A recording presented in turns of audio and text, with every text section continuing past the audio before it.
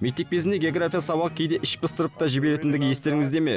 Тек оқулық арқылы ғана әлемді білетін мұғалімнің айтқандарын ғаламторсыз елестетуде қиындық тудыратын. Ал қазіргі уақытта интернет пайдаланушы қаншалықты жалқау болса да өзі тұратын ғаламшар туралы біраз ақпаратқа қанық екендігі анық. Сол себепті география ұғымының ауқымын кеңейту үшін оған экшн секілді жаңа дүниелерді қосқан абзал. Осындай экшн география бағытының дамуына үлесін қосып жүрген жобаның бірі Snowmaps, яғни адам аяғы баспаған қар үстінде саяхат құратын жаңа бір оқиғаларды іздейтін шаңғышылар фургоны. Нақтырақ айтсақ, Snowmaps Фабиан Ленч бастаған фрирайдерлер тобыры ағымдағы жылдың қаңтар айында Аустриядан оңтүстік шығысқа қарай бағыт алған болатын. Осы сапар барысында құпиясы мол Балкан аймақтары, Түркия, Иран, Әзербайжан, Ресей секілді елдердің табиғатына қанық болды. Ендігі кезек Грузия жеріне де келді.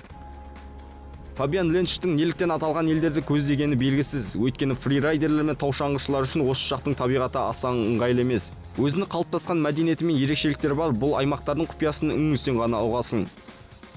Экспедиция жетекшісі Фабиан Ленч жылжымалы үй құрастыруды өмір бойы армандап келгенін мойындады, ал Snowmaps жобасы арманын шындыққа айналдырды.